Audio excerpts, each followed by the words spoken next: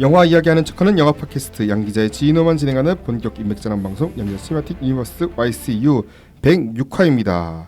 100화 때 녹음하고 나서 지금 거의 이제 6화 만에 인사드린 두 분과 함께 할 건데 김경수 평론가님, 아영님 오셨습니다. 안녕하세요. 네, 안녕하세요. 네, 그동안 잘 지내셨나요? 저는 단행본을 쓰느라 죽어나가고 있고요. 아마 이 방송이 나갈 즈음에는 마감이 끝나 있을 거예요. 마감이 사실은 조금 다음 주에 부를까 모실까 차라리 고민했는데 다음 주에 모시면 시간이 안 되겠더라고요. 네. 네, 괜찮아요. 어쩔 수 없이 계속 제가 좀 익스큐스하면서 계속 미루고 했었는데 더는 미룰 수 없는 상황이 돼가지고. 네, 저도 마찬가지로 미룰 수 없는 상황이 돼가지고 맨날 그 뭐였지? 그 무덤 임중에서 이제는 더 이상 물러날 것이 없다 그 노래를 부르면서 하고 있고요. 그 다음에 항상 그 노동요로는요, 에반게리온 오라 달콤한 죽음이요 하면서 그 노래 참 좋아요. 아무리 생각해도 그 노래는 좋은 게 왜냐면 딱 그 원래 노래 가사는 매우 단조에 가까운 노래거든요. 네. 진짜 근데 노래는 엄청 레디비야. 그러니까요. 그 일부러 레디비 하려고 했는데 그건 좀 비싸가지고 못한 거잖아요. 그 헤이주드라 들었어요. 네, 헤이주드 그래. 헤이주드. 비싸서 못한 건. 아무튼 책이 나오면은 꼭 이제 저희가 한번 시간 내 가지고 이야기도 하고 책 이야기도 하고 그러면서 제가 또 사비로 사가지고 여러분들께 나눠드릴 수 있는 사인 저자 직필 사인까지 해가지고 좋습니다. 네, 나눌 수 있도록 네. 준비를 해놓고 하겠습니다. 진짜 재밌는 썰들이 가득할 거예요. 네. 책 쓰면서 비하인드부터 시작해서 한번 북톡 한번 제대로 보자. 네. 자, 그리고 아영님은 어떻게 잘 지내셨나요? 네, 저는 한동안 약간 영화 권태기가 왔다가 그동안 근데 또 드라마는 좋은 거예요. 드라마 뭐 보셨어요? 요즘 사랑의 이해랑 그리고 그 이로운 사기 보고 있어요. 이로운 사기. 네, 그거 주행 중이고 이제 팟캐스트 하면서 다시 영화에 대한 사랑을 복귀하고 있습니다. 이로운 사기가 천의 씨 나오고. 네네. 맞아요. 저도 시놉시스는 봤었는데 재밌더라고요. 네. 그리고 그 아까 맨 처음에 말씀하셨던 드라마도 그게 아마 사랑의 이해. 주연이 잠깐만 갑자기 누구였더라? 유연석 씨. 네네, 맞아요. 유연석 씨 나왔던 거. 그게 약간 호불호가 좀 많이 갈리더라고요. 네, 사랑의 이해는 조금 지루한 감이 있는데, 네네, 맞아요. 약간 그 느낌이어가지고 대충 이제 나온 이야기가 그때 작년에 나왔던 JTBC 드라마 보이시지? 그 나의 희망 일지 같은 약간 좀 매우 스무스하게. 네네. 처음에는 진짜 초반에는 그 드라마 그렇잖아요. 거의 뭐 지하철 타는 내용이 거의 절반이고 막 그런 것처럼. 약간 저는 시놉시스 보고 이것도 판교 느낌인가? 왜냐면 요즘 막 판교 문학이라 그래가지고. 그렇죠, 판교 문학. 그러니까 판교 스타트업 이야기가 너무 많이 나와가지고. 판교 스타트업 아니면은 이제 그쪽에서 그쪽 어느 정도의 사람들, 정도 돈을 버는 사람들의 이야기들이 좀 많고 하는데. 네. 그래요. 아무튼간에 두 분 그래도 전주국제영화제는 다녀오셨잖아요. 네, 전주국제영화제 다녀왔죠. 아니 이게 어떻게 두 분을 동시에 만날 일이 뭔가 한 번이라도 겹칠 것 같은데 한 번도 안 겹쳤어. 네. 전주영화제 기간 때. 아이고. 어떻게 된 거예요? 이러면서 그래서 뭐 재미난 거 보셨어요? 일단 재미난 거는 일단 그 세르지오 레오네 다큐멘터리. 네. 그거는 진짜 가슴이 웅장해져요. 진짜 다큐멘터리 보고 이렇게 웅장해지기는. 눈물로 났어 막판에. 네, 맞아요. 네, 진짜. 그 데보라스 테마를 다시 한번 또 리프라이즈로 또 들려주는데. 네, 맞아요. 미친 자. 이거는 진짜 어디가 하나 수입했으면 좋겠어. 왜냐면 엔니오 모리코네 다큐멘터리도 7월달에 개봉하잖아요. 네, 맞아요. 그런 것처럼 이번에 좀 이것도 좀 같이 수입을 해주셨으면 하는 바람도 있긴 하지만. 그거를 보고 난 다음에 느낀 거가 하나 있어요, 확실히. 타란티노는 다큐멘터리 치트키구나. 개그를 엄청 많이 하죠. 네, 그러니까 타란티노 나오면 뭔가 재밌어져요. 그때 봤던 그 또 다른 다큐멘터리가 LP 재킷에 전사 히노시스인데 여기는 약간 그 또 다른 치트키가 나와요. 노엘 갤러거. 약간 갤러거 아저씨가 나와가지고 막 쌍스러운 말을 이렇게 하면 그냥 다큐가 재밌어지더라고요. 네, 그거 정도 봤었던 것 같고 재미없는 영화 하나 보다가 이렇게 너무 재미없어서 작군요. 졸다가 나온 영화도 하나 있었고요. 저도 근데 왠지 저도 본 그런 거 있어요. 워터라고. 네, 워터라고 저도. 씨, 뭐야 이거. 근데 워터가 결말이 괜찮다고 하더라고요. 저도 처음과 결말만 알아요. 중간은 몰라. 진짜. 중간에 계속 뭔가 이야기가 펼쳐지는데 계속 동화 반복처럼 되어가지고 타임루프를 보는 건가? 근데 결말 보니까 대충 뭐 내용인지 알겠더라고. 그러니까요. 거기가 이제 근데 마녀가 있다는 얘기는 이건 날씨 아이잖아. 그러니까요. 날씨 아이도 똑같은 얘기야. 결국에는 이제 여자가 저렇게 돼가지고 이제 죽음으로 통해서 뭐 좀 재난이 발생한다 막 이런 거. 그러니까요.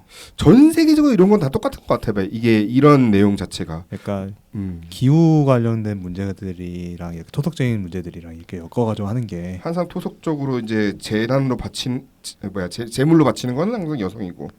그러니까요. 보통 보면은. 약간 그 뭐였지 토리아 로키타도 봤었는데 개막자. 그것도 되게 날씨 아이 같았어요. 토리아 로키타는 정말 스릴이 막판에 있었다가 그렇게 갈 줄 몰랐는데 그렇게 가더라고요. 그러니까요. 근데 그렇게 가서 차라리 감독 답답 싶었어요. 네 맞아요.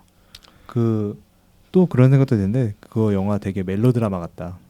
저희 동화 같다고 하셨는데 솔직히 두 남녀가 서로 없어도 약간 서로 없는 처지에 그냥 막 못 만나서 죽겠는 이런 설정은 스토리 그 멜로드라마의 감정선에 더 가깝다 생각이 들어서. 저는 솔직히 말씀드리면 저는 안 볼 줄 알았는데 본 게 하나 있어요. 그 뭐예요? 한수희 씨 나왔던 폭설 봤는데 이게 사실 예매가 엄청나게 빡셌던 작품이었거든요. 네, 한수희 씨가 온지도 모른다. 네. 물론 제가 저번 녹음 때 말씀드렸지만 결국 안 왔거든요. 네. 끝까지 봐야 한다고 이거는 결국 안 왔는데 이게 정말 배우들은 고생 진짜 많이 했다는 게 너무 느껴져요. 이게 윈드서핑이다. 서핑을 겨울에 이거 겨울바다에서 서핑하려면은 게다가 춥거든요. 이거를 계속 몇 달 동안 연습했을 거라는 게 딱 느껴지고 정말 춥고 그런데 감독 자체가 퀴어랑 백합물 소재에 대한 온전한 이해가 좀 부족하지 않나라는 생각이 좀 많이 들었어요. 그 장르에 좀 약간 이해가 부족해서 아니면 있어 보이는 외향을 지녔지만 내연은 정말 파도 치듯이 그냥 부셔지는 그런 느낌으로 봤고 그래서 개봉이 좀 힘들지 개봉은 하겠다. 왜냐면 한수희 씨 때문에 어떻게든 개봉을 할 것 같은데 옛날에 문영이라는 작품 있었잖아요. 네, 문영 김태리 씨 그때 한참 그 아가씨가 뜨고 나서 그 다음에 개봉을 했었잖아요. 그런 것처럼 아마 소규모로 그렇게 되지 않을까. 저는 진짜 그 폭설 본 친구가 3명 정도 되는데 다 진짜 0.5에서 1.5까지더라고요. 저는 2인가 2.5예요. 조금 많이 후회하네. 배우 때문에 후한가 봐. 네, 그러니까 한소희에다가 그 레즈비언 서사인데 실패할 수가 있구나를 있죠. 겨울바다인데 심지어. 그러니까요. 다 실패했어. 그리고 그 추천해 주셨던 작품 있잖아요. 네. 그 평론가님 지인이 추천해 주셨던 밤의 우회로 맞단 말이죠. 이거 졸았습니다. 솔직히. 그거 전 사실 그거 예매하려다가 말았는데 그런 영화는 솔직히 그런 느낌이죠. 아주 좋으면 아주 좋은데 아주 안 좋으면 아주 안 좋은. 너무 끝까지 가더라고요. 이야기와 꿈의 미로로 구성되어 있는데 여기서 출구나 답을 찾을 필요가 없다. 그저 이 안에서 길을 잃는 감각을 즐겨달라라고 이렇게 감독님이 오프닝 이제 그 영상 비슷하게 이제 남겨주실 때 보면 남겨주셨는데 딱 그렇게 된 것 같아요. 네, 길을 잃어버렸습니다. 저는. 아영 씨는 또 보신 거 있으신가요? 아마 개봉 못할 만한 것들. 저도 워터는 너무 힘들었고요. 토리아 로키타를 2번 정도 봤는데 네 이제 또 저희 이제 내한 오셔가지고 시네큐브나 이런 데서도 했잖아요.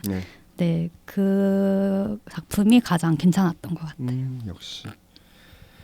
자, 그리고 또 하나 더 있었는데 우리와 상관없이 그것도 추천해 주셨잖아요. 딱 아까 전에 말씀드렸죠. 그것도 졸았습니다. 중간. 그런 것 같아요. 이게 다 꿈과 관련된 얘기고 항상 이제 보면은 이런 몽환적이고 일단 들어가면은 괜찮으면 끝까지 가는데 어쩔 수 없이 그냥 중간에 저도 모르게 꿈으로 가든 꿈의 세계로 가게 만드는 그런 영화들이 좀 있어요. 역시 전주국제영화제 다큐멘터리 맛집이고 약간 맞아요. 중간에 그 에세이 영화 올란도 나의 정치적 자산의 영화를 그 스크리너로 봤어요. 저는. 근데 이게 어떤 거냐면 전 세계 약간 트랜스섹슈얼이라든가 이런 그 뭐지 무성애자라든가 이런 다양한 성적 지향성을 가진 사람들이 이렇게 나와가지고 그 버지니아 울프의 올랜도라는 소설이고 내가 어떻게 느꼈는가라는 얘기를 그 하는 에세이 영화예요.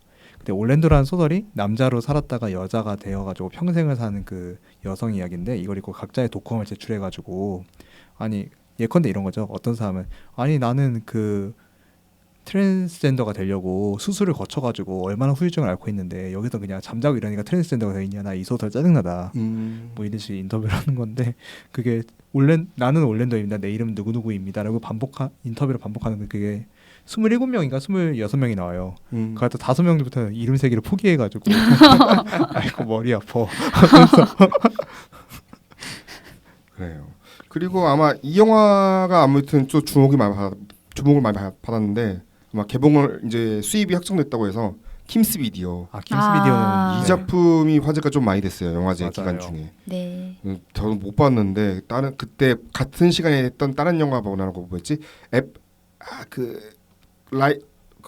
오토바이 타고 다니는 영화인데 표지는 오토바이 타고 다니는 영화인데 로데오 본다고 맞아. 봤는데 로데오도 뭐 그렇게 나쁘지는 않았어요. 네, 그거는 안 졸고 본 거 보니까 나쁘진 않았던 것 같아. 그거는 이제 약간 칸이 선택한 분노의 질주. 네. 칸 영화제가 선택한 그런 또 이제 아무래도 독립심 강한 한 여성이 이제 오토바이를 타면서 해방감을 만끽한다는 이야기인데 거기에도 이제 그 저항이 어떻게 또 막을 내리게 되는가 그런 과정을 담은 영화여가지고 볼만했는데 킴스 비디오는 한번 개봉했을 때 저도 이제 보려고 이제 마음 먹은 작품이 사실 이런 비디오 가게가 이제 사라지는 게 좀 마음이 좀 슬프고 막 그래요. 네. 네. 요즘 뭐 비디오 하면 뭔지도 몰라. 비디오면 이제는 비디오가 뭔지도 모르고 쾌청도 모르고. 쾌청 오랜만이네요. 그 뭐지 거기서 타란티노 나온다면서요. 진짜 타란티노 다큐멘터리 그 치트키 같은 느낌인데. 안 그래도 유튜브 보니까 이제 봉준호 감독도 그렇고 이제 그 프랑스 쪽이었나봐요. 프랑스 쪽 그 유튜브 영상인 것 같은데 비디오 이제 가게에 가가지고 감독들이 한 바퀴 둘러보는 거 배우나 감독들이 그 은근히 시리즈로 있어가 재밌던데. 맞아요. 봉준호 감독도 나오고 다 이제 여러 감독도 나가지고 크라이테리온 이런 것도. 네네네네. 그 뭐지 한마디 하자면 그 어쨌건 비디오 때는 약간 영화가 이렇게 많이 나왔었는데 이제 CD로 되면서 CD에서의 보존 가치가 있는 DVD에서 보존 가치가 있는 이런 영화들이 또 남게 되었고 그리고 또 CD나 DVD 중에서 또 물리매체로 나올 만한 가치가 있는 영화가 이렇게 하다 보니까 세 단계 채로 거들러져 가지고 이제 물리매체로 만들어지는 영화가 좀 드물어졌다. 그래가지고 옛날에 비디오 시대 때 유행했던 영화들이 좀 많이 사라져가지고 아쉽다는 생각이 드는 게 약간 옛날 셰인이라든가 이런 저희가 고전이라고 했었던 서부극들 비디오에서 DVD로 넘어오고 DVD에서 다시 블루레이 넘어오면서 파일을 이렇게 인터넷에서 보기가 너무 힘들어져가지고 맞아요. 약간 그런 영화들을 지켜주는 게 어떻게 보면 비디오 가게 역할인 건데 그게 좀 사라지고 있지 않나라는 생각이 들어서 아쉬워요. 왜냐면 지금 OTT도 위기 현상이지 너무 눈에 잘 보이거든요. 지금 왓챠도 특히 일례적으로 디즈니 플러스도 이거 최근에 콘텐츠를 대거 삭제했어요. 물론 문의상은 이제 인원 그 각본료나 이런 것 또 추가 수익으로 줘야 되니까 그런 거나 뭐 보관료 서버 보관비 뭐 이런 거 때문에 보니까 자기네들이 직접 만든 것들 오리지널 콘텐츠들이나 뭐 밀로우 같은 것들 뭐 이런 거나 이런 것 안 될 만한 건 다 없애버린 거예요. 이러면 사실은 월 구독료는 모르겠는데 연간 구독자의 경우에는 좀 많이 좀 사기당한 느낌도 들고 하거든요. 저 같은 경우도 연간 구독자인데 좀 원래 윌로우도 한 1회 정도 보다가 나중에 봐야지 했는데 없어져 버렸으니까. 그렇죠. 이런 거는 이거 이런 문제들이 생기고 있는데 지금 아마 OTT에서 사라지는 작품들 사람들이 모르고 이제 안 보게 되는 경우가 이제 많아질 거니까. 네, 맞아요. 그런 작품들이 있었나? 안 그래도 지금 작품들의 홍수 시대니까. 그런 역할을 해주는 그런 비디오 가게나 이런 곳들이 사라진다는 거는 영화 산업이 또 어떻게 될지 그것도 좀 생각해 보게 되는. 그런 그래서 사실 영화제의 존재 가치도 사실 이런 거거든요. 네 맞아요. 이렇게 되어 있는데 또 이제 최근 부산국제원시 이슈도 있고 어떻게 진짜 잘 모르겠습니다. 아무튼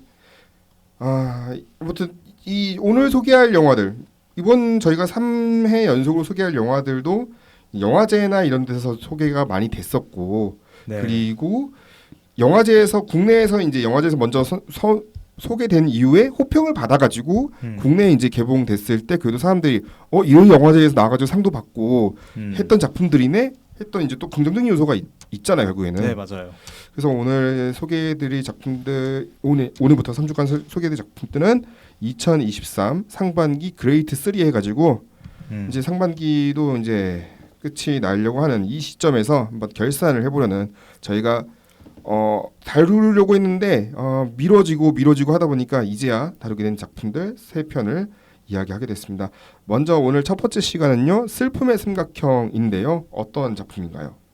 네, 루벤 웨스툴룬드 감독에게 칸 영화제 2번째 황금 종려상을 안긴 영화 슬픔의 삼각형은 호아 크루즈의 협찬으로 승선한 모델 커플과 함께 탄 각색의 부자들이 빚는 총극과 같은 영화입니다. 영화는 총 3부로 이루어져 있고요. 1부에서는 모델 커플인 칼과 야야가 저녁 계산 문제를 두고 다투는 내용을 중점으로 성 역할 고정관념에 대한 화두를 던지고 2부는 크루즈에 승선한 부자들의 면면을 비추고 있으며 3부 섬은 살아남아 섬에 표류하게 된 7명이 구명정과 함께 나타난 청소 노동자에 의해 새로운 국면을 맞이하는 상황을 그렸습니다. 네, 슬픔의 삼각형은 정치 이념 갈등과 성평등, 빈부격차, 인종차별 등 현대사회에 만연한 문제를 날카롭게 풍자한 블랙 코미디입니다. 네, 김경수 평론가님 어떻게 보셨습니까? 사실 저는 이 감독이 2번이나 황금 종려상을 받을 만한가? 2번 황금 종려상 받은 감독들을 되돌아봤을 때 켄 로치, 다르덴 하면 약간 이 감독들의 인장 같은 게 생각나는데 네네. 근데 약간 루벤 웨스틀룬드의 개성은 어쨌건 풍자 코미디 소재 외에 이 감독의 촬영 스타일이나 이런 게 기억이 안 남아요. 맞아요. 그거 맞네. 그러니까 인스타그램 맛집 가는 느낌이에요. 그래가지고 보면서 일단 이 감독이 대체 어떤 개성을 가지고 있는 거지라는 게 약간 짐작이 안 되었고, 두 번째로 약간 기생충 너무 의식하고 만들었다. 기생충이 사실은 그렇죠. 2부, 네. 2부가 거의 기생충이라서. 그러니까 2부 기생충이고 거의 약간 상탈려고 만들었다는 느낌이 좀 강했고요. 네, 세 번째 약간 너무 깊이가 얕다. 풍자의 깊이가 좀 얕다는 느낌이 들어가지고 이 얘기 저 얘기 하고 싶은 걸 다 했으니까. 네, 다 했으니까 그러니까 왜 이렇게 만들었는지는 알겠는데 이렇게 만들어서 효과가 뭔가라는 생각을 하면서 좀 봤는데, 그래도 약간 찍기는 잘해서 그렇죠. 근데 네. 확실한 거는 이거 보고서 느끼는데 팔이 안쪽으로 굽는다고 네. 이해는 하지만 뭐 상을 받을 수는 있다고 치지만 그래도 헤어질 결심이 받았어야 했다. 네, 저도 헤어질 결심이 받았어야 됐다라는 생각이 들어가지고 다시 보면서 느낀 거지만 좀 아쉬움이 있어요. 네. 아영님 어떻게 보셨나요? 저도 경수님 의견에 동의를 하고요. 그리고 근데 이제 전작과 비교해 봤을 때는 더 스퀘어에 비해서 그 영화는 너무 좀 강한 느낌이 있어서 이 영화가 좀 더 대중적으로 맞아요. 좀 나아졌다고 느꼈고요. 다만 근데 이 1부, 2부, 3부가 그냥 언뜻 보기에는 유기적으로 연결되어 있는 것처럼 보이지만 뭔가 그냥 좀 서사가 얼기설기하게 연결되어 있다는 느낌이 있고, 특히 너무 이분법적이어가지고 지나치게 영화가 도식적이다라는 느낌을 많이 받았던 것 같아요. 뭐 H&M이랑 발렌시아가로 만만상, 도도상 이렇게 나눠서 하는 유머까지는 괜찮았는데, 더 나아가가지고 선장이 뭐 햄버거 감자튀김 먹고 그 옆에 야르모는 고급 요리 먹는 식으로 계속 이런 식으로 이분법적으로만 드러내다 보니까 슬픔의 삼각형인데 너무 꼭지점 하나가 빠진 느낌이 들었던 것 같아요. 꼭지점 하나가 빠졌다. 네. 사실 H&M 하니까 그 예전에도 말씀드렸는데 저희 채팅방에서 오늘 혹시 몰라서 저희 방송은 뭐 보이는 라디오는 아니어가지고 보여드릴 수 없는데 저는 H&M 오늘 입고 왔어요. 위에는 H&M 그냥 입고 왔는데 그래요. H&M이 딱 그 엄청나게 막 비싼 브랜드는 아닌데 매우 저 같은 사람들이 입기 정말 편해요. 우리나라에서 저 같은 덩치의 남자가 입을 만한 옷이 H&M밖에 없어요. 일단은. 그거 편안하게 입을 수 있다는 요 장점. 그게 딱 저는 느껴지긴 했어요. 근데 H&M 하면 그 미소 딱 그렇게 만연한 것도 저도 화가 났어요. 이게 H&M이 딱 그런 브랜드거든요. 네.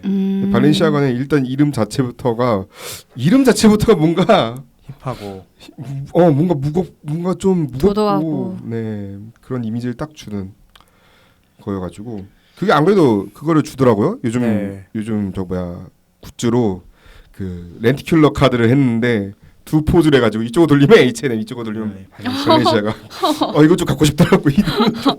이건 좀 레어템이네. 부산국제 영화제에서는 프레즐을 줬죠. 프레즐 스틱을 줬습니다. 프레즐 스틱. 네. 저희는 이제 언론시사회 때는 그거 줬어요. 참고로 구토봉투를 준 거예요. 구토봉투 주고 안에는 이제 그 생강 사탕이었나요? 맞아요. 레몬 생강 사탕 이거 주고 그리고 이제 카드 하나 줬는데 사실은 저는 구토는 안 했고 중간에 구토는 안 했는데 그날 제가 요즘 우유가 잘 소화가 안 되고 있어서 화장실을 딱 그 중간에 가야 될 것 같은 느낌이 너무 든 거예요. 네. 내가 못 참겠다 싶어서 화장실 갔다 왔던 기억이 있어요. 근데 뭐 다녀와도 뭐 내용 이해하는데 구토했을 때 갔으면 좋았을 텐데. 그때에서 가가지고 딱 내용이 뭐 크게 뭐 분절되진 않았었던. 네. 다행히. 맞아요. 네, 그랬는데 아무튼간에 이 작품 만든 이제 루벤 에스틀룬드 감독이 일단은 작품부터 한번 살펴볼게요. 이 작품 감독이 이번 장편은 물론 여러 작품이 있지만 그나마 이제 국내에서 개봉된 작품 위주로 정식 개봉된 위주로 보면은 일단은 첫 번째가 포스마주어 화이트 베케이션이 있고 이게 칸 영화제 처음 그 뭐였지? 그 섹션 이름 뭐였죠? 주목할 만한. 네네. 주목시. 네. 이 섹션에 상영이 됐고 그 다음에 더스케어가 이제 경쟁에서 받았는데 이 세 작품이 묘하게 공통점이 있기는 있어요. 네. 저 보면서 느꼈던 거는 이게 결론은 이 남자들의 약간은 찌질함이라고 해야 되나? 네. 약간 그게 있거든요. 약간 그려지고 있는 게 그것도 있고 여러 가지가 있긴 하지만 아무튼 이 작품 감독님 그러면 어떻게 생각하세요? 이 감독님의 작품 아까 전에 그 말씀드린 말고 더스케어하고 포스마주어. 네. 사실 포스마주어가 제일 좋아요. 어쨌건 루벤 에스틀룬드 감독이 영향을 받았다고 이야기하는 감독이 한 명 있는데 그게 미하엘 하네케라는 감독이거든요. 미하엘 하네케 감독은 약간 허니 게임이라든가 이런 작품 유명한데 허니 게임이 그거죠. 네. 이제 서로 죽여야 되는데 그 상황인 건데 이 사람이 약간 인간의 폭력성을 실험하는 감독이에요. 부르주아의 위선을 비판하고. 근데 이 감독이 어쨌건 그 되게 조용한 카메라로 약간 스릴 같은 걸 만들어내는 되게 탁월한데 어쨌건 이 사람의 부르주아 비판과 그 인간에 대한 냉소적인 시선, 그다음에 서로 죽고 죽여야 되는 사회 실험 같은 그 특징들을 물려받아 가지고 자기 영화에도 옮겨놨는데 그 세 작품 다 그 공간 구성을 보면 되게 연극적으로 돼 있어요. 맞아요. 포스마주어는 어떤 고립된 공간, 포스마주어하고 더스케어하고 이거 셋 다 고립된 공간을 배경을 하고 그다음에 인간 군상이 거기에 있어가지고 각자의 반응을 보이는 방식으로 코미디를 구성하는데 이 코미디에서 대상이 되는 것들이 대체로 부르주아 상류층 그리고 PC라든가 이런 진보적인 그 사상을 고집하는 사람들 그 다음에 극우들 이렇게 해가지고 인간 군상을 한데 모아놔가지고 여기서 그냥 내가 실험을 해보겠다라는 그 야심을 이렇게 실천해보려는 하는 거죠. 이 사람의 스타일은. 근데 그게 약간 뭐라 해야지? 이 인물들을 하나하나 구성하면서 이 감독이 했을 생각이 보여가지고 전 그게 싫었던 것 같아요. 약간 내가 이 사회에 굴러가는 꼴을 너무 잘 안다. 그러니까 SNS는 뭐 이렇게 하면 이렇게 반응하겠지, 이렇게 하면 이렇게 반응하겠지, 뭐 진보주의자는 보수주의자 만나면 이렇게 반응하겠지 하면서 약간 인간 군상을 자기 아래에다 보고 그거를 들여다보고 깔보는 느낌. 그래서 모두각이라고들 하는데, 근데 그게 약간 인간에 대한 애정이 묻어난 게 아니라 인간을 혐오하고 냉소하기 위해서 만든 그런 느낌이 아닌가라는 생각이 들어가지고 좀 거리감이 들더라고요. 그것 때문에. 심슨 가족의 그런 모두각이랑 살짝 다른.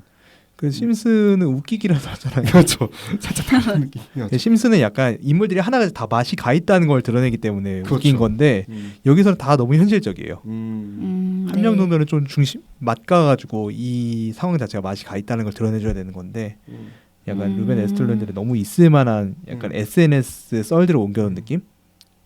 일단 작품을 제가 간단하게 소개를 먼저 드릴게요. 혹시나 안 보신 분들이 있을까봐. 네. 포스마즈 화이트 베케이션 같은 경우는 일단 아까 산악. 말씀드린 것처럼 칸 영화제 주목할 만한 시선 부문 심사위원상을 받았는데 알프스 산맥에 있는 스키 리조트에서 이 토마스라는 남자가 있는데 눈사태를 봤어요. 근데 가족을 안 구하고 혼자 피신을 합니다. 네, 그러면서 벌어지는 이야기이고 이게 감독님이 그렇게 얘기했어요. 남자는 아내와 가족의 수호자가 되어야 하며 어떤 위험 앞에서도 도망치지 말아야 한다는 사회적 인식에 대해서 더 깊게 파헤치고 싶었다. 라고 맞아요. 얘기를 했었고, 그러니까 문명화된 현대적인 남성이 자연에 직면하게 된 모습을 그렸고, 그리고 루벤 웨스틀랜드 감독의 5번째 장편인 더 스퀘어 같은 경우는 아까 전에 말했던 현대인들의 위선, 그 PC랑 그런 거, 그리고 내로남불, 내로 대표되는 이중성을 꼬집은 건데.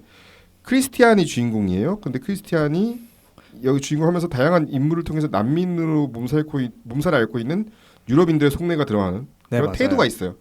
그런 태도들을 보여줬고 그리고 약간 더 스퀘어라는 공간이 신뢰와 배려의 성역이자 네 맞아요. 모두가 동등하고 권리와 의무를 지인다. 뭐 이런 공간인데 이거를 유럽으로 확대해서 해석해 볼 수도 있기 때문에 아마 칸에서는 이거를 상을 줬을 거라는 생각이 좀 들어요. 맞아요. 네. 서브플롯도 있잖아요. 서브플롯이 있는데 현대 미술의 추상적인 관점이 대중들에게는 어떻게 다가올 수 있는가. 그리고 예술의 표현 자유는 어디까지 봐야 하는가. 왜냐하면 사실 이 작품에도 예술의 표현 자유는 어디까지 봐야 하느냐에 대한 질문이 있었거든요. 이 감독님에 대해서. 네, 자기는 이거는 예술에 대한 자유는 지켜져야 하지만 이것도 결국에는 그런 선에 관해서 또 얘기를 감독님이 이제 다른 인터뷰를 통해서 진행을 한 바 있는데 이 작품인데 아무튼간에 공통점으로 나온 거는 현대 남성성에 대한 탐구였었고요. 네 맞아요. 그러니까 새 영화에 등장한 남성들이 자신이 어떤 사람이 되어야 하는지 그리고 자신에게 사람들이 기대하는 게 뭔지 고민을 하고 그런 다음에 그들이 자신이 어떻게 행동할지 알아보기 위해서 스스로 함정이 빠진다. 이렇게 이야기를 했거든요. 네. 아영님은 이 감독님 작품들 보시면서 어떻게 생각하셨는지 궁금해요. 앞에서 경수님이 말씀하긴 했지만 그 이제 자기가 좀 내려다본다는 그 느낌이 근데 이번 영화에서는 전작에 비해 좀 약해진 것 같고 그 점이 좋긴 한데 여전히 인물을 도식적으로 쓰는 점이 저는 좀 걸렸는 게 그 섬에 포류된 인물들이 유색인종, 흑인도 있고 약간 이제 각자의 계급을 표현하잖아요. 러시아 자본가도 있고. 그렇죠.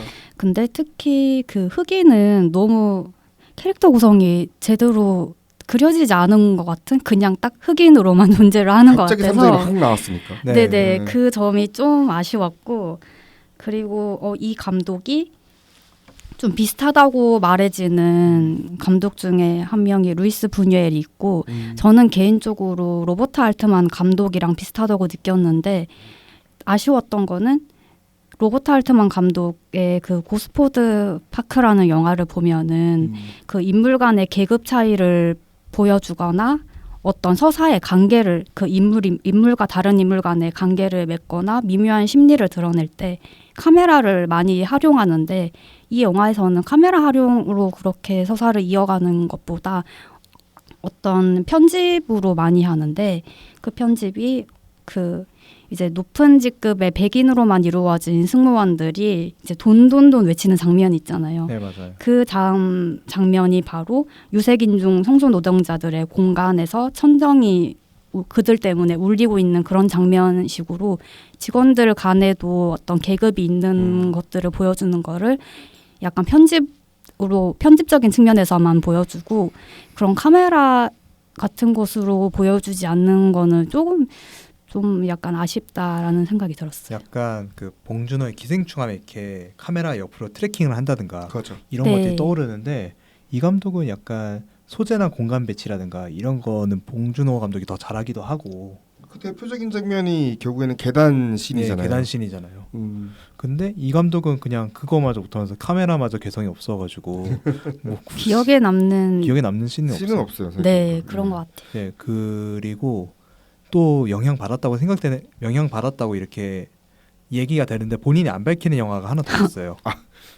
뭔가요? 몬티 파이튼 삶의 의미라는 영화인데 몬티 파이튼 삶의 의미의 스케치 중에 하나가 미스터 크레오소트라는 인물이 그냥 죽을 때까지 토하는 그게 있어요. 근데 토할 때 그 뿌악 뿜어져 나오는 네네. 그거가 너무 똑같아요. 근데 몬티 파이튼도 어쨌건 무정부주의적인 개그고 거기 약간 지금의 SNL의 기원이라고 생각하면 되는 그런 건데 그건 좀 더 과장적이어서 웃긴 데 비해서 이거는 너무 약간 만들려고 했다 이 과장된 상황을 그런 게 티가 나가지고 약간 그 뭐였지 그 토할 때 나왔던 그 용액이 너무 맑아가지고 주황색인데 네. 오렌지 주스 같더라고요. 네, 저는 에반게리온 애시엘 아 진짜.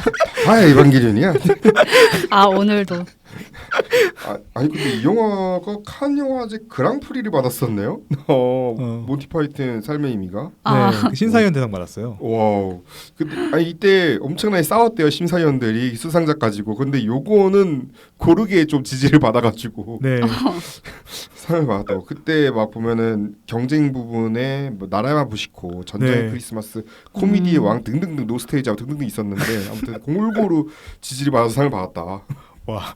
하네요. 몬티 파이튼은 그 1편하고 2편은 넷플릭스에 올라왔으니까 보시면 네. 되고 삶의 의미는 아쉽게 구하지 못합니다. 아깝다. 이 라이프 오브 브라이언을 제가 최근에 또 봤거든요. 네. 너무 재밌어가지고. 야, 몬티 파이튼 이분들은 정말 대단한 것 같아요. 네, 나중에 미스터 크레오소트 이 파트를 유튜브에 검색하면 나오거든요. 근데 이 파트가 타란티노가 뽑은 영화의 역사상 가장 역겨운 장면이라고. 네? 일부러 가져왔을 것 같아요. 루벤 웨스틀랜드도. 자 일단은 여기서부터는 이제 스포일러 얘기를 해야 될 것 같아서 스포의 삼각형 스포일러가 있고요. 참고로 제가 줄거리를 조금씩 한번 얘기를 해볼게요. 1장이 칼과 아야인데 이 주인공 테리스 디킨슨이 연기한 칼입니다. 모델 칼인데 다른 남자 모델들과 함께 있는 자리에서 불편함을 느끼는 과정. 이 장면 아까 전에 했던 H&M과 발레시아가 장면도 있고 그 또 이제 그 바로 이어지는 장면이 있었죠. 네. 런웨이 장면인데 거기 런웨이도 보면은 일부 대놓고 에브리원스 이퀄 해가지고 네. 비어 보면은 뒤에 네. 맞아 자막으로 비꼬잖아요. 네 자막을 비꼬는 게 거기서도 장난 아니더라고. 여성 인권 높이는 그 이제 네. 마크도 있고 그거 이제 그걸 딱 이제 보여주면서 비꼬기 시작하는데 그 다음 커트가 이제 칼이 이제 여자친구 아야랑 만나가지고 인플루언서도 심지어 이 아야를 만나가지고 아야가 사실은 자기보다 더 많은 돈을 벌고 있어요. 네. 네, 벌고 있는데 식사 비용을 그러니까 남자가 내는 거에 대해서 불만을 품고 있었던 거죠. 네. 그래서 두 사람이 돈과 성 역할에 대해서 말다툼을 합니다.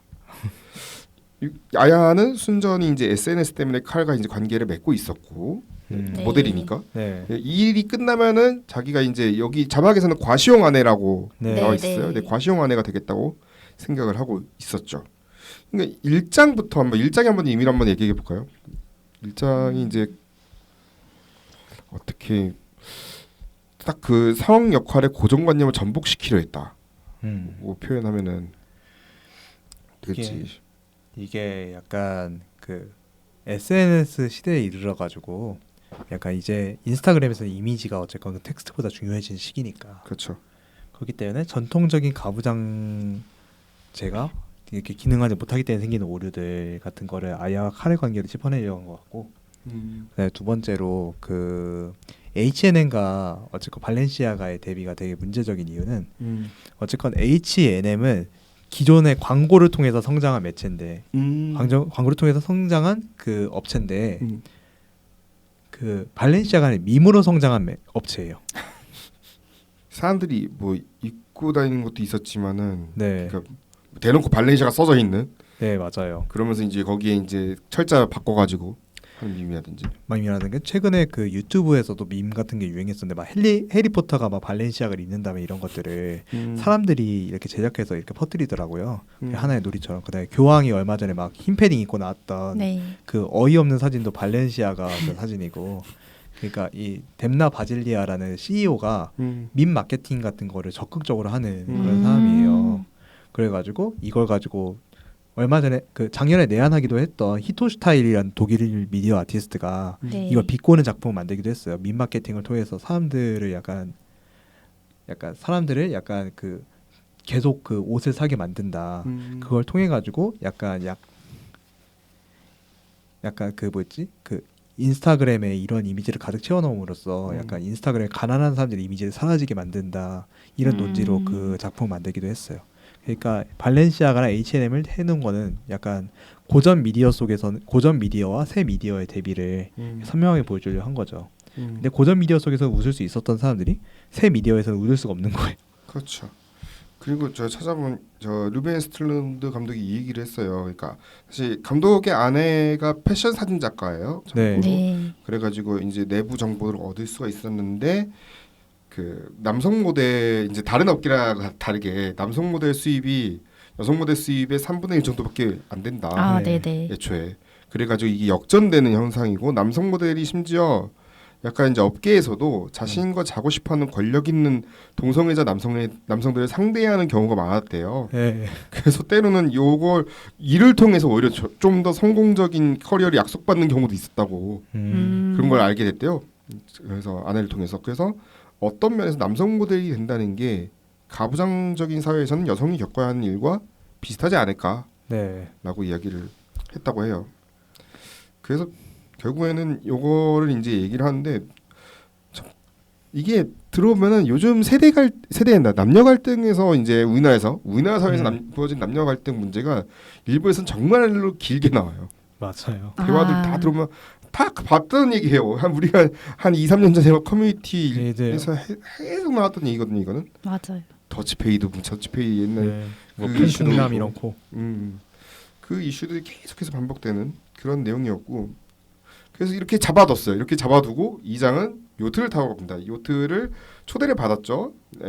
SNS 홍보의 대가로 크루즈에 탑승을 하게 됐고 이 초호화 크루즈를 배경으로 부자들의 위선과 치부를 고발하는 섹션인데 여기 부유층이 뭐 예를 들어서 뭐 비료 사업으로 돈을 버는 일명 똥파리 러시아 부자의 디미트리 네. 아내 베라 있고 애인도 무기제조로 부를 쌓은 노부부 클레멘타인과 윈스턴 네. 있었고 뇌졸중으로 독일어를 한 문장만 말할 수 있는 테레자와 또 아야에게 찝적대는 외로운 백만장자 자르모도 있었고 이렇게 이름 영어 뭐 엄청나게 많네요. 얘기하다 보니까 이렇게 있었는데 다 성격이 살짝씩 달라요. 아, 네. 잠깐만 흥미로운 게 그 디미트리 배우는 질라트코 브리치가 연기한 이 배우는 내가 어디서 봤다 싶었는데 여러분 아실만한 그 재난 블록버스터 영화 있어요. 2012에서 2012에서 그 이제 러시아 부호 그 배우가 연기했어. 그래서 딱 연기의 그 내용도 비슷해. 연기하는 캐릭터 내용도 거기도 이제 자식 살려놓고 자기는 죽잖아요. 2012에서도 네, 마지막에는 그것도 생각해보면 참 재미있는 배우 개그 같은 느낌도 있었고 근데 아무튼 이 와중에 승무원 대표는 폴라가 있는데 이 폴라는 변덕스럽고 터무니없는 욕을 하는 승객들의 명령에 따를 것을 직원들에게 이야기합니다. 뭘 해도 일단은 따르라고. 근데 이를테면은 한 승객이 정말 그게 복선이 되는데 주방장이 음식이 상할 거라고 경고를 했음에도 불구하고 주방 직원들까지 수행을 하라고 하죠. 또 칼 같은 경우도 폴라를 만나가지고 아야에게 자기가 매력이 있다고 언급한 선원한테 클레임을 주고 즉시 해고하죠 거의. 그 정작 이제 그 시간에 이제 선장 우디 해럴슨 연기한 선장은 방에서 술 취해서 시간을 보내고 있어요. 네. 아까 말씀드린 대로 그날 밤 열린 선장 마차는 폭풍 우치는 한가운데서 열려가지고 정말 뱃멀미로 인해 가지고 안 그래도 상한 음식인데 그래서 구토를 하고 설사를 하고 난리가 나죠. 네. 맞아요. 공황 상태에 빠지고 맙니다. 아무튼 대충 물론 그리고 여기 다음 제가 아마 여기 이때쯤에 화장실 갔어요. 저도 비슷하네요. 화장실 갈 시간이 몰랐는데 저도 찾아보니까 해적들이 나타났다고. 네, 맞아요. 해적이 나타나서 하필 또 클레멘타인 부부를 수류탄으로 죽여요. 근데 그 수류탄이 클레멘타인 회사에 만들고 이거 아이언맨 1편에서 그거 아닙니까? 네, 맞아요. 스타크 회사과에서 스타크가 죽을 뻔한 거. 아무튼 요트가 전복됩니다. 여기까지가 2장이죠. 아무튼 2장은 전형적인 그 뭐랄까 옛날 고전 영화에서도 많이 나오긴 했어요. 이제 네, 맞아요. 딱 타이타닉에서도 이제 이런 내용들이잖아요. 네. 미선들 맞아요. 뭐 예를 들면 뭐 그런 거죠. 뭐 저기 그 이즈메이가 했단 말 이즈메이 맞죠? 네. 계속 포치기던 그 양반이 하고 왔는 이제 프로이트는 누구냐 뭐 이런 것처럼 맞아요. 했던 그런 것들을 계속 오마주하고 있는데 거기서 흥미로운 거는 저는 사실 이게 제가 사실 궁금했던 건데 거기서 러시아 자본주의자랑 아무튼간에 선장이랑 네. 계속돼서 얘기를 한단 말이죠. 네. 네. 뭐 하는 거야? 뭔 얘기인가? 계속 뭘 하던데. 그러니까 약간 그런 거죠. 아니 어떻게 설명해야지 이거 어쨌건 그 마르크스주의자 혹은 공산주의자가 되려면 그만큼 가난해야 된다. 근데 이게 가난하지 못하고 그냥 부자가 된 사람은 자기 모순을 느낄 거 아니에요. 그런 것 때문에 이 미국 공산주의자는 약간 자기 사상을 실천하기 위해서 모두가 죽는 걸 택하고 혁명을 이루기 위해서 러시아 공산주의자는 러시아 자본주의자는 그러니까 이 사람이 재밌으니까 하는 거고 돈으로 무언가를 할 수 있고 이 두 사람이 사실은 하나다라고 얘기하고 있는 것 같아가지고 되게 재밌었는데 우디 해럴슨이 좀 인상 비평이긴 하지만 되게 미국 영화에서 되게 우파 꼰대 아저씨를 많이 맡은 느낌이 없지 않아 있어요. 그렇죠, 많이 있죠. 네, 트루 디텍티브에서도 거의 마초주의자, 막 여자 바람 피고 막 아내 거의 때리려고 그러는 그리고 우파 마초주의자로 나오고 약간 그래서 그것도 배우 개그 아닌가? 라는 생각을 했었어요. 약간 우리나라로 치자면 그 오광록 배우라든가 이런 분을 거의 히어로 영화로 만드는 그런 느낌으로다가 생각해보니까 우디 해럴슨도 2012 나왔었어. 네, 맞아요. 거기서 이제 저기 찰리 해가지고 이제 거기 라디오 방송하다가 결국에는 세상을 하직하는. 네, 아영 씨는 어떻게 보셨어요? 네. 전 이분은 좀 눈에 드러나는 거긴 하지만 배가 너무 현대사의 운유 그대로 나왔고 근데 좀 진짜 한숨이 나왔던 장면이 이제 그 거대한 두 진영이 정치 이념 싸움을 벌이는데 그 방향타 그러니까 배 조타핸들이라고 하는 거를 잡는 사람이 아무도 없는 거예요. 네, 혼자서 돌아가고 있는 장면이 이제 삽입되어 있는데 그런 걸 보면서 이제 이 사회를 책임지는 정치 이념과 그를 이끌을 사람이 없구나를 좀 명확하게 보여주는 장면이었던 것 같아요. 그렇죠. 키가 지금 쉽게 말하면 이제 컨트롤 타워라고 하죠. 보통 이런 거는 컨트롤 타워가 부재했을 때 벌어지는 일들. 그렇죠. 뭐 재난 경고 물차처럼. 그렇죠. 저 그때 나 진짜 그날 아마 축구했었나? 축구를 보고 나서 한 2시간만 자고 일어나야지 했는데 갑자기 중간에 딱 떠가지고 뭐야 이거? 아니 뭐야 TV를 켰는데 뭔 다급한 거 맞지라는 생각이 좀 들 정도로. 네.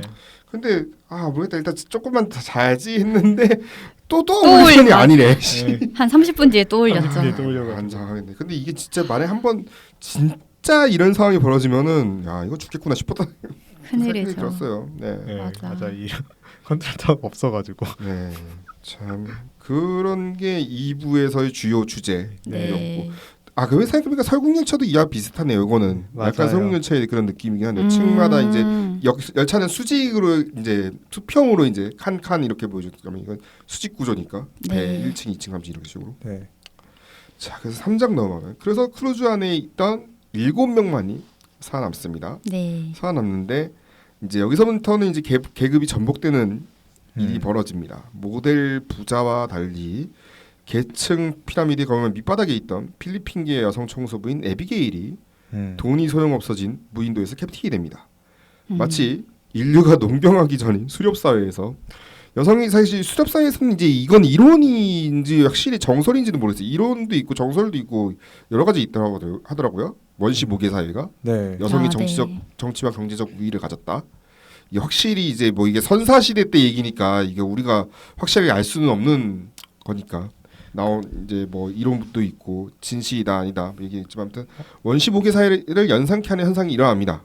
자, 아마조네스라든가 신화라든가 이런 데서 자주 등장하기도 했고. 그렇죠.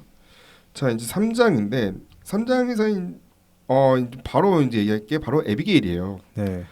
에비게일이 뭐 2장에서는 정말 몇 컷 정도밖에 안 나왔던 네. 갑자기 중심이 딱 섭니다. 이게 그러니까 이래가지고 이제 결국에는 뭐 아카데미 여우조연상 후보도 올라야 한다 뭐 얘기했지만 결국에는 뭐 최종적으로는 힘들었지만 어떻게 보셨나요? 이 캐릭터에 대해서는 그때 뭐 연기 잘한다고 그때 저한테 말씀해 주시 오른만 하다고 막 여우조연상 오른만 하다고 그때 해주셨던 기억이 나는데 네. 오랜만 하죠. 근데 약간 3부에서 이제 칼이랑 약간 그런 성적 뉘앙스가 좀 있잖아요. 그렇죠, 그렇죠. 근데 1부에서도 그 야야랑 칼이 이제 그런 관계를 갔을 때 그 노동자가 문을 열어요. 그래서 약간 1부에도 조금 예고를 했던 것 같고 그런데 이 에비게일이라는 여성이 자본가에 대한 혐오를 가지고 독재 체제를 이끄는 것이 아니기 때문에 저는 결말이랑 조금 연결지어서 이게 약간 나뉘잖아요. 야야 그렇죠. 죽었다 아니면 살아있다. 맞아. 네, 이렇게 나누는데 저는 야야를 죽였지 않았을 것 같아요. 죽였지 않았을 것 같다. 네. 사실 이거 지금 좀 이따 물어보려고 했는데 일단은 죽였지 않았을 것 같다는데 그 이유가 일단 이 여성이 약간 그 자기가 이 독재 체제를 이끄는 논리가 막 합리적인 게 자기가 일을 더 많이 하고 그리고 이제 이들을 먹여 살리니까 내가 원하는 거를 좀 가지겠다의 논리여서 이게 어떤 자본가에 대한 혐오에서 일어난 게 아니니까 다시 야야가 비서로 삼아준다면 자기도 또 그 사회에 복속할 인물이라는 생각이 들었어요. 이게 잠깐 이 상황을 제가 다시 한번 설명해 드리면 이게 지금 3장이 마지막에 보면은 탐험을 하죠. 탐험을 하다가 우연히 알고 보니 이 섬이 사람이 살고 있는 고급 리조트 사람이 죽어가고 있는 리조트가 있었던 거죠. 네. 그런 상황인데 이걸 이제 알리면은 자신의 위치가 끝날 수도 있는 자신의 그런 질서가 이제 끝날 수도 있는 다시 옛날로 돌아갈 수 있는 상황이었어요. 근데 여기서 제시를 하잖아요. 여기서 제시를 하는 상황이었고 돌은 일단 가지고 있어요. 이런 상황이었는데 일단 살릴 것 같다. 김경수 평론가님은 저 살릴 것 같다는 생각이 드는 게 그 장면의 구도가 어디서 봤나 싶었는데 그 프랭크 제이 샤프너라는 감독이 1968년도에 만든 혹성 탈출의 구도랑 똑같아요. 제가 오늘 새벽에 혹성 탈출을 봤어요. 와 어떻게 혹성 탈출 맨 마지막에 그 뭐지 이거 자유의 여신사 구도 나오는 거 똑같잖아요. 나 오늘 얘기도 안 했는데 오늘 혹시나 해서 그냥 본 건데 와. 네, 저도 그냥 갑자기 떠올라는 거예요. 근데 거기서 그냥 살아갔잖아요. 그렇죠. 살려줬어. 그리고 여기서도 살려줄 것 같다는 생각이 들어가지고 이 장면 대놓고 오마주다. 살려주고 너 봐라. 지금 상황이 어떻게 되는지. 그러니까요. 그리고 조금 좀 더 덧붙이자면 이제 왜 이게 영화 안에서는 이게 평등을 논하는 대부분의 영화에서는 약간 불평등을 야기한 쪽에 인물이 죽거나 불평등을 겪는 인물이 죽거나 두 가지로 나뉘는데 예를 들면은 기생충에서는 기택이 박사장을 죽이고 버닝에서는 종수가 벤을 죽이잖아요. 근데 반대로 성평등을 논하는 영화 한국 영화 중에 벌새라는 영화가 있는데 네, 이 영화에서는 은희의 외삼촌이랑 한문 선생님 영지가 죽어요. 근데 이 둘은 당시 시대상 지배적이었던 남성 중심적 문화의 질서로 인해서 괴로워하거나 자살을 했으니까 은희 외삼촌은 그리고 한문 선생님은 이제 그 사회에 저항하던 인물이었는데 그 둘이 죽인 거는 버닝이랑 기생충의 결말과는 반대되는 입장인 건데 에비게일은 야야를 죽이지 않은 채로 이제 끝이 났잖아요. 근데 이런 거는 그 에비게일의 칼끝이 러시아 자본가가 아니라 야야에게 향한 것은 영화 내에서 가장 낮은 계급의 칼끝이 배를 사드릴 수도 있을 정도의 자본가에게 미치지는 못할 거라고 감독은 본 것 같아요. 현대 사회를 그렇게 좀 더 부정적으로 바라본 게 아닌가 라고 생각했습니다. 저는 사실 두 분의 의견과 완전히 반대되는 의견인데 저는 네. 죽였을 거라고 생각했거든요. 네. 왜냐면 아까 전에 그 기생충이랑 똑같아요. 이게 기생충도 결국은 냄새가 난다는 그런 뉘앙스의 얘기를 듣고 나서 이제 찌른 거잖아요. 네. 여기 그때까지만 해도 찌를 생각이 없었는데, 근데 여기서도 이제 내 밑으로 들어와라라는 그런 뉘앙스니까 이 대사가 내 밑으로 들어와서 같이 일하자가 아니고 같이 일하자가 아니야. 이거는 내 밑으로 들어 내 조수가 될래 이런 식이니까 네, 내 비서가 될래? 그럼 또 밑으로 들어오라는 거 아니야. 그래서 오히려 그것 때문에 쭉 내가 모기 사이를 이제 그렇게 유지해 그 멍청한 남자들 어떻게 구배 살리고 있었는데 거기 보면은 흥미로운 게 사냥을 할 때 네. 남자들 우가우가 거리는 게 진짜 원시인 같아요. 네, 맞아요. 원시인 같은데 여자들 보면 표정이 정말 한심스럽거든요. 표정들이 쟤들 봐라 이러면서 네. 딱 그게 느껴지는 게 이러면은 모기 사이를 계속 유지시키려면은 일단은 같은 여성이라도 저게 해가 된다면은 제거를 하는 게 맞겠다는 생각이 좀 들었을 것 같기도 해서 저는 그냥 어차피 초반에 이도도 어차피 죽이려고 했던 의도였으니까 네, 맞아요. 네. 그 의도를 끝까지 갔을 거라는 저는 생각을 했어요. 근데 그 비슷한 순간이 있잖아요. 에비게일이 돌을 들고 야야를 죽이려고 했던 비슷한 순간이 있는 게 그 야르모가 당나귀를 돌로 찍어 죽이는데 그쵸. 당나귀는 너무 쉽게 죽는 걸 보면 야야는 살아남았지 않았을까. 죽이려고 했으면 당나귀처럼 진작에. 네, 진짜 죽였고. 네. 그 다음에 그 뒤에 칼이 뛰어가고 있는 걸로 끝나잖아요. 그렇죠. 칼이 뛰어가니까. 그러니까 어차피 발견됐을 거라는 생각을 본인도 하지 않았을까 싶기도 하고. 저는 시체를 그 사이에 좀 어떻게 치워가지고 여기까지. 물론 여기 너무 열린 결말 쪽이니까 상상을 맞아요. 막 상상의 날개를 좀 펼봤는데 아무튼 그래서 여러분도 한번 여기다 댓글 저희 팟빵이나 유튜브 쪽에 한번 댓글 결말에 대해서 어떻게 됐을까? 저도 사실 궁금하거든요. 여러분의 의견도 한번 듣고 싶고. 그리고 1, 2, 3부 구성이 되게 어떤 식이냐면 현대사회, 고대사회, 원시사회로 거슬러 올라가고 그렇죠. 조금씩 과거를 가죠. 네네. 네. 네, 그래가지고 혹성 탈출로 이렇게 끝나는 건데 원시인들이 가득한 약간 약간 이가 인간으로 돌아가려면 안 죽였을 거고 인간으로 돌아가기 싫었으면 죽였을 것 같아요. 혹성 탈출 디즈니 플러스 있으니까요. 이거는 한번 진짜 꼭 보시길. 재밌어요. 진짜 아니 저는 깜짝 놀랐어요. 68년 영화 스타워즈보다 한 10년 전 영화인데 이렇게 더 세련된 영화를 세련된 영화일 줄 몰랐어요. 와.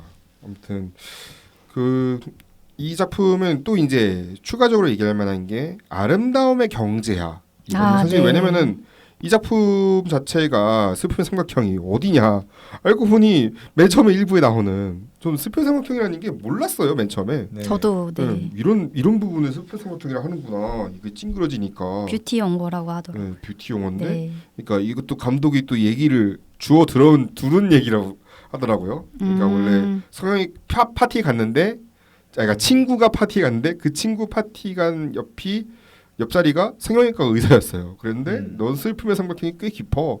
근데 보톡스면 15분이면 고쳐. 이런 식으로 얘기를 했는데 여기에서 좀 나온 거였는데 아무튼 외모가 사회에서 중요한 역할을 한다는 사실이 매우 불평등한 일이긴 해요. 왜냐면은 이번에 이동주 사태도 그렇고 외모가 사회에서 중요한 역할을 한다? 불평등할지 몰라요. 근데 인간이 근본적으로 관심 두는 요소 중에 하나예요. 그건 어쩔 수 없는 보편적인 진리처럼 받아들여지고는 있는데 최근에는 이 외모가 더 중요시됐어요. 과거보다 더. 네. 콘텐츠 범람의 시대이기도 하지만 왜냐면 또 누군가의 심오한 생각을 읽을 여유 자체가 없다고 저는 생각하거든요.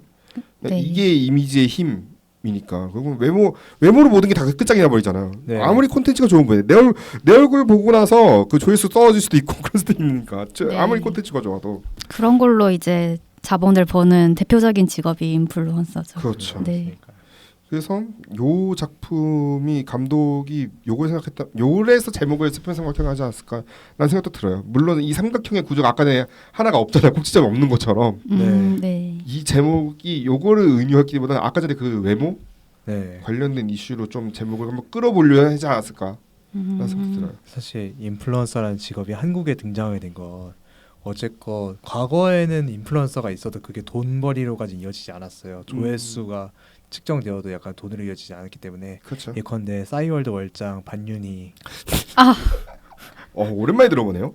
라든가 이런 사람들은 어쨌건 네. 옛날에 연예인이라든가 TV에 비친 사람들은 권위를 지닐 수 있었다면 이제 싸이월드라든가 이럴 때는 아마추어 사진가들이 등장하기 시작했고 약간 늑대가 나타났다 이런 것들이 그놈 멋있었다 이런 것들이 또 등장하기도 했고 그다음에 반윤희 같은 사람들이 등장하기도 하면서 이렇게 해가지고 그 인플루언서라는 직업이 서서히 생겨나게 된 건데 인스타그램에서는 이제 좋아요와 네. 구독 수에 따라서 이렇게 된 거니까 이걸 전문용어로 관심 경제를 하더라고요.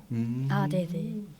네, 그래서 관심 경제가 약간 아야 같은 사람도 신분 상승을 할 수 있게끔 하는. 근데 그게 대체 여성에게 좀 더 하는 거에 대해서 루벤 웨스틀룬드가 그걸 비판하는 것 같아가지고 그래서 이런 요소 아영 씨가 어떻게 보셨는지. 근데 약간 패션 업계에 대한 얘기를 아내한테 듣고 한 거니까 그게 이제 여성 모델이 3분의 1 정도 더 여성 모델의 3분의 1 정도를 남성 모델이 받는다고 하잖아요. 그거에 맞게 구현을 해서 된 거라서 이게 저는 이 영화의 전 내용이 그러니까 남성과 여성의 문제. 현대사에 대한 전체로 이어지진 않는다고 생각해요. 약간 패션업계에 치중된 이야기다 보니까 그런 거는 약간 전체로는 이어지지 않는 내용이지 않나라고 생각을 했었어요. 정말 안타까운 이야기지만 샬비 딘이 네. 세상을 떠났어요. 작년에. 네. 이제 세균성 폐혈증으로 32세 나이로 갑작스럽게 사망을 했고 정말 저는 배우로서 활동을 얼마 오래 안 한 것 같아가지고 앞으로가 좀 기대되지 않았을까라는 생각이 좀 들었는데 네. 그 세상을 좀 너무 빨리 떠난 것 같아서 안타깝다 말씀을 드리고 싶고 그래서 혹시 더 하실 말씀 있으신가요? 준비하신 것 중에서. 약간 이게 사실 1부에서 엘리베이터로 끝이 나는데 3부의 결말에 엘리베이터가 다시 등장하니까 이게 약간 근데 이 감독이 그런 계급과 계급을 이어주는 이미지로 계단이랑 엘리베이터에 좀 주목을 한다고 생각을 했고 더 스퀘어에서는 이게 사각구도로 돌아가게끔 만드는 계단이 등장하잖아요. 근데 그 계단이 자기가 잘못을 했던 소년과 만나는 계단이기도 하고 그것을 이제 사과하러 가는 어떻게 보면 다른 계급에 대한 이해의 통로가 되기도 하는데 그래서 더 스퀘어의 주인공은 이 계단을 자유롭게 오르고 내려가면서 약간 이동의 가능성을 열어둔 것 같은데 이 슬픔의 삼각형에 이르러서는 이 엘리베이터는 사회가 변해도 여전히 존재할 계급 구조에 대한 상징물처럼 존재하는 것 같았어요. 그래서 이 계급은 누군가에게는 상승의 기회를 주어지겠지만 예를 들면 야야 같은 인물들한테 근데 칼 같은 인물한테는 영원히 오르지 못할 이제 그런 상징물처럼 느껴졌고 그게 일부에서 칼과 야야가 엘리베이터에서 싸울 때 야야는 안에 타 있는데 칼은 계속 열렸다 닫히는 엘리베이터 앞에서 이제 자기의 의견을 말을 할 뿐 그 공간에 들어가지는 못하잖아요. 근데 이제 3부의 마지막에 이르러서도 엘리베이터를 먼저 발견한 것은 야야이고 칼은 뒤늦게 달려오고 있으니까 이거 칼한테 너무 영화가 모질 것 같은 좀 느낌도 있더라고요. 일부에서 자리도 뺏기고. 그 못생김을 연기할 수 있는 배우라고. 네. 네. 그렇게 소개가 됐어요. 심지어 모든 보도자료에서 약간 찌질하면서도 이제 그런 거 할 수 있는 배우는 얘밖에 없을 것 같다라고 얘기를 해가지고 이 배우도 근데 아마 조만간 할리우드에서 잘 통할 것 같아요. 네. 라는 생각 들고 연기가 괜찮아서. 네. 아무튼 사실 이제 정리를 하자면은 이제 결국에는 감독님이 이렇게 이제 영화가 사회를 바꿀 수 있다고 생각하지만 또 표현의 자유를 믿지만 문화적 표현이 초래할 수 있는 결과에 대해서도 인지하고 있어야 한다라고 생각했던 감독이 만들어낸 정말 영악한 작품이 아니었을까. 네. 영악하다는 표현이 맞는 것 같아요. 네. 네. 아주 그런 영화였고 앞으로 또 차기작이 또 궁금한 감독이 이거는 확실한 기대는 것 같아요. 안 되고. 네, 네. 앞으로 또 차기작이 또 궁금한 감독이고 네. 또 올해 또 칸 영화제 심사위원장이었으니까 또 열심히 또 이제 흡수를 했겠죠. 영화 각종 영화도 보면서 흡수를 했을 테니까 또 신작이 어떤 게 나올지 기대를 해보겠습니다. 저희는 다음 시간에는요 이니셜 맨시 이것도 할 말이 많은데 이니셜 맨시로 넘어가도록 하겠습니다. 청취해 주신 여러분 대단히 감사합니다.